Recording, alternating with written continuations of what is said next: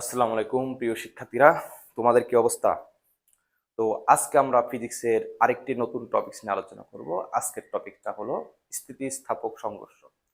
তো এরই মধ্যে কিন্তু আমাদের একজন শিক্ষার্থী কমেন্ট সেকশনে লিখেছে যে স্যার, দুটি বস্তু যখন সংঘর্ষ হয় তখন সংঘর্ষের পরবর্তীতে তাদের বেগগুলো কিভাবে নির্ণয় করে। তো সেটা নিয়ে মূলত আজকে আমি আলোচনা করব। তো আগে একটু বলে নিই স্থিতিস্থাপক সংঘর্ষটা কি। যে সংঘর্ষে তোমার ভরবেগের সমষ্টি এবং গতিশক্তি উভয় সংরক্ষিত থাকে তাকে আমরা স্থিতিস্থাপক সংঘর্ষ বলি। তার মানে এখানে স্থিতিস্থাপক সংঘর্ষের দুইটা সত্য, ভরবেগ এবং গতিশক্তি উভয় সংরক্ষিত থাকবে। আর অস্থিতিস্থাপক সংঘর্ষে ভরবেগ সংরক্ষিত থাকলেও গতিশক্তি সংরক্ষিত থাকে না। ঠিক আছে, এটাই। তো আমাদের সত্যটা কি, এই দুইটা সত্য থেকে মেইনলি আমরা প্রমাণ করব।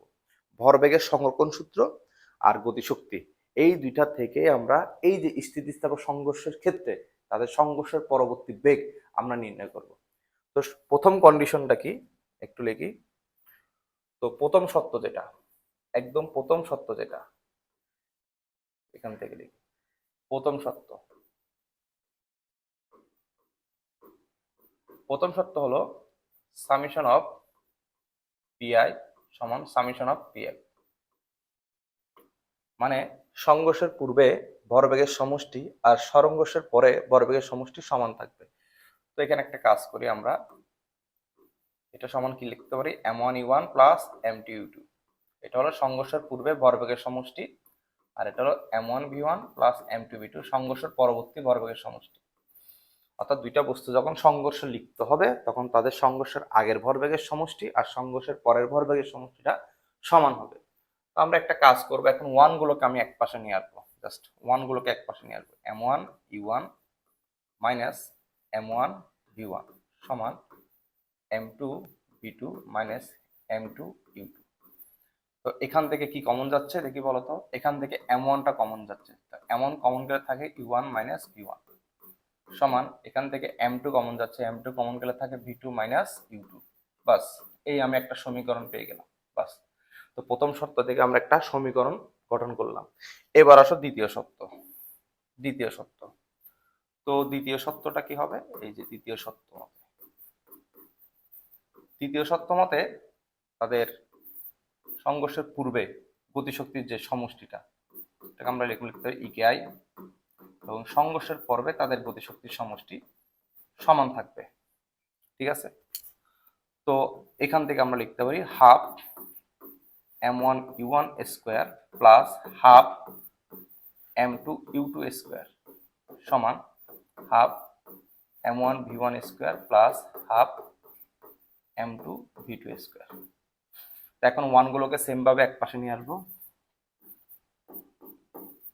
Half m1u1 square minus half m1v1 square সমান half m2v2 square minus half m2u2 square.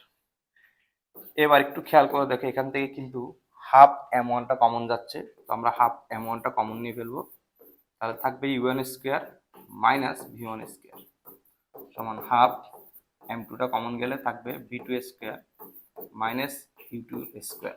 বাস, একটু দেখো এখানে a স্কোয়ার মাইনাস b স্কোয়ারের সূত্র হচ্ছে, তো আমরা চাইলে সূত্রটা করে ফেলতে পারি, half m1 into u1 minus v1 into u1 plus v1 সমান half m2 v2 plus u2 into v2 minus u2, এই v2 মাইনাস u2। উপপক্ষ থেকে কিন্তু হাফ চলে যায়, হাফটা না লিখলে চলে, উপপক্ষ থেকে হাফটা কারাগারি চলে যাচ্ছে। তাহলে আমরা আরেকটা সমীকরণ পেয়ে গেলাম, এটা হলো আমাদের 2 নম্বর সমীকরণ। এখন এই দুইটা সমীকরণ থেকে চাইলে আমরা v1 আর v2 এর মানটা বের করতে পারি। দেখো, আমরা যদি 2 নং সমীকরণকে, এই যে 2 নং সমীকরণকে যদি 1 নং সমীকরণ দ্বারা ভাগ করি, 2 নং সমীকরণকে যদি 1 নং সমীকরণ দ্বারা ভাগ করি, তাহলে একটু দেখো কি কি কাটাকাটি যাচ্ছে। দেখো, যদি আমরা 2 নং সমীকরণকে 1 নং সমীকরণ দিয়ে ভাগ করি, তাহলে দেখো m1 m1 চলে যাবে, u1 minus v1 u1 minus v1 চলে যাবে, থাকবে u1 প্লাস v1 ডান পক্ষে, m2 m2 চলে যাবে, তারপর v2 minus u2 v2 minus u2 চলে যাবে, থাকবে v2 প্লাস u2। তাহলে আমরা যে কাজটা করব এখন, তো 2 নংকে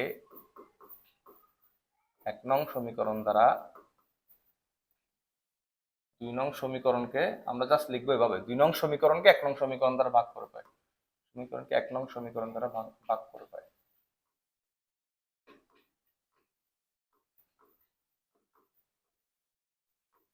ভাগ করে পাই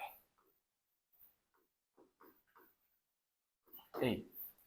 তো আমরা কি পাচ্ছি, বাম পক্ষে পাচ্ছি u1 প্লাস v1 সমান ডান পক্ষে পাচ্ছি v2 প্লাস u2।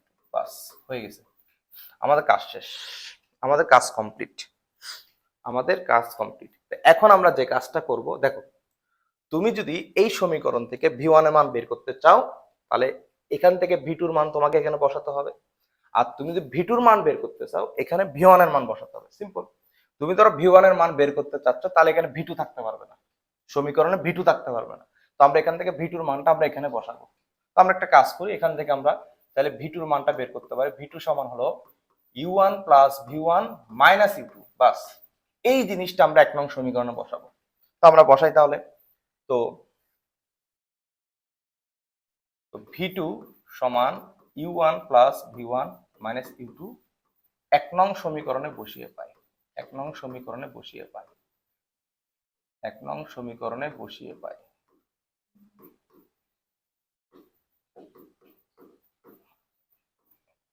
ঠিক আছে, তো আমরা বসাই তাহলে, বা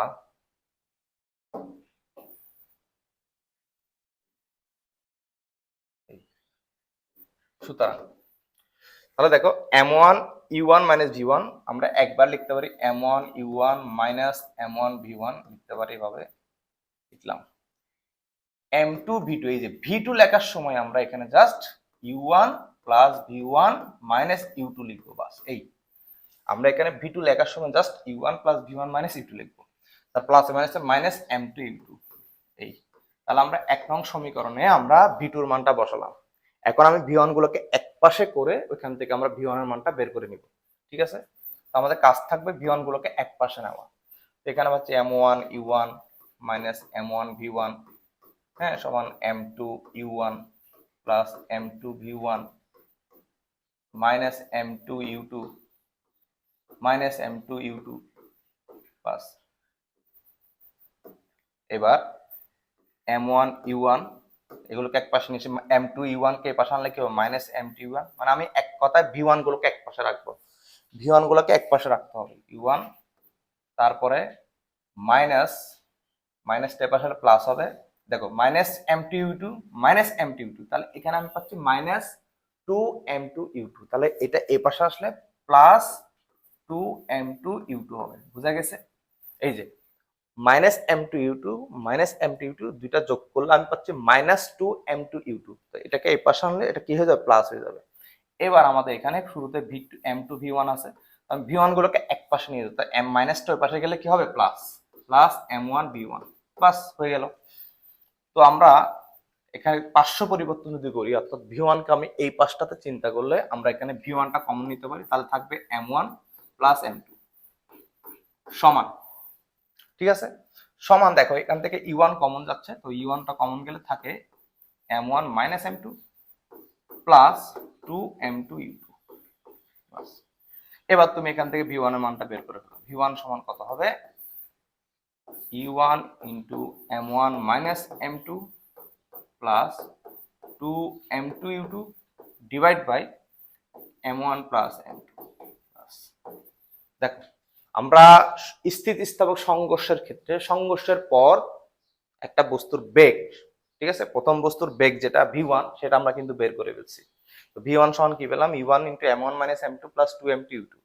এখন তুমি সেম ভাবে যদি v2 এর মানটা বের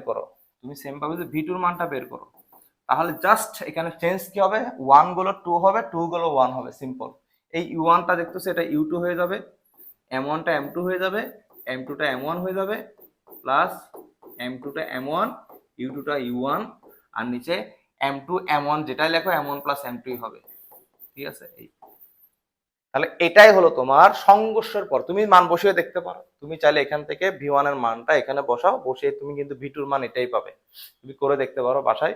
তাহলে এটাই হলো আমাদের সংঘর্ষের ক্ষেত্রে, স্থিতিস্থাপক সংঘর্ষের ক্ষেত্রে তোমার সংঘর্ষের পরবর্তী বেগ V1 V2।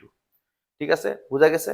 তো এরকম টপিকস যদি তোমাদের আরো কোথাও কোনো সমস্যা থাকে বা সূত্র, একটা সূত্র কিভাবে আসছে, কোত্থেকে আসছে, এগুলো যদি জানার থাকে তোমরা অবশ্যই কমেন্ট সেকশনে জানাতে পারো। তো ওই টপিকের উপর ভিত্তি করে দরকার তোমাদের, তোমরা যে টপিকের সমস্যা ওই টপিকের উপর আমি ইনশাল্লাহ ভিডিও বানাবো, এবং তোমাদের ইনশাল্লাহ যে টপিক জনিত যে সমস্যাগুলো এগুলো দূর হয়ে যাবে। আর আমরা কিন্তু আমি কিন্তু আবারও বলছি যে আমাদের কিন্তু জুলাই মাসে একটা সেরা 2টা কোর্স লঞ্চ হতে যাচ্ছে, টপিক অ্যানালাইসিস কোর্স। বাংলাদেশে এটাই প্রথম আমি মনে করি। মানে এখানে প্রথমে বেসিক সিকিউ এমসিকিউ এভাবে হবে না, এখানে প্রত্যেকটা টপিককে অ্যানালাইসিস করা হবে, প্রত্যেকটা টপিককে অ্যানালাইসিস করা হবে। অ্যানালাইসিস বলতে আমি তোমাকে একটু উদাহরণ দিয়ে বুঝাই। ধরো আমি স্মরণ টপিকসটা তোমাদের ক্লিয়ার করব, তাহলে এটার সংজ্ঞা থেকে শুরু করে, ঠিক আছে, স্মরণের সূত্র অ্যানালাইসিস থেকে শুরু করে, হ্যাঁ, স্মরণ থেকে কি কি ধরনের প্রশ্ন পরীক্ষায় আসবে, সংক্ষিপ্ত বলো, জ্ঞান বলো, অনুধাবন বলো, ঠিক আছে, তারপর স্মরণ থেকে কোন কোন টাইপের সিকিউ আসতে পারে, স্মরণের মধ্যে কোন কোন এমসি গুলো থাকতে পারে, মানে পুরো একটা টপিককে অ্যানালাইসিস করে তোমাকে পড়ানো হবে, যাতে তোমাদের টপিক ভিত্তিক কোনো সমস্যা না থাকে। তুমি একটা জিনিস খেয়াল করো, তোমার যখন ফিজিক্স কেমিস্ট্রিতে টপিক ভিত্তিক কোনো ঝামেলা থাকবে না, প্রশ্ন যেভাবে করবে করুক, তুমি যে কোনো প্রশ্নের আনসার তুমি ইজিলি করে ফেলতে পারবে। আমাদের আসলে পড়া এভাবেই উচিত, আমরা একটা যদি টপিক অ্যানালিসিস করে পড়ি, রিসার্চ করে পড়ি, তাহলে কিন্তু আমাদের মূলত টপিক জনিত আমরা কি করি, আমরা প্রথমে ধরো বেসিক পড়তেছি, ঠিক আছে, বেসিক পড়তে পড়তে দেখা যায় যে ওই জিনিসগুলো আবার ভুলে যাচ্ছে, তারপর আবার আমরা গাইড দেখে দেখে সিকিউ গুলো প্র্যাকটিস করতে, এক প্রকার মুখস্থ পড়ার মতো হচ্ছে। কিন্তু আমরা মানে আমরা বুঝে যে পড়াটা, একটা টপিককে যে অ্যানালাইসিস করে যে পড়াটা, ওইটা কিন্তু আমরা পড়ি না। পরবর্তীতে দেখা যায় যে তোমার পরীক্ষার দিন আসলে ওয়ান শট ক্লাস দিয়ে আমরা ওইগুলো সব কিছু একসাথে আয়ত্ত করতে চাই। কিন্তু তোমার যদি বেসিকটা স্ট্রং থাকে, তোমার এক একটা টপিক ভিত্তিক যদি ধারণা ভালো থাকে, তাহলে কিন্তু তোমার কিন্তু পরবর্তী সমস্যা হবে না। কেমিস্ট্রির ক্ষেত্রে দেখবে, কেমিস্ট্রির ক্ষেত্রে যদি বলি, কেমিস্ট্রির ক্ষেত্রে দেখা যায় যে অনেকে বুঝে, কিন্তু যে একটা প্রেজেন্টেশন কিভাবে লিখবো, আমি কিভাবে উপস্থাপন করবো পরীক্ষার খাতায়, এগুলো অনেকে কিন্তু লিখতে পারে না, অনেকে কিন্তু বুঝে না, উল্টাপাল্টা লিখে দেয়। কেমিস্ট্রি একটা কিন্তু ভাষা আছে, ওই ভাষাটা তোমাকে আয়ত্ত করতে হবে, ওই ভাষাটা তোমাকে বুঝতে হবে। এজন্য অবশ্যই তোমাকে টপিক অ্যানালাইসিস করে পড়ালেখা করতে হবে।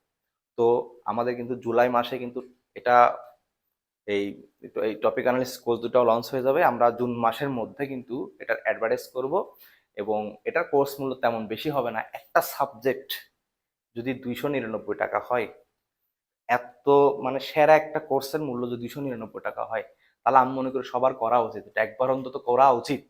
একটা অন্তত কোর্স নিয়ে দেখা উচিত যে আসলে কোর্সটার মধ্যে আছে কি, তাহলে বুঝতে পারবে এটাই বাংলাদেশের সেরা কোর্স হতে যাচ্ছে।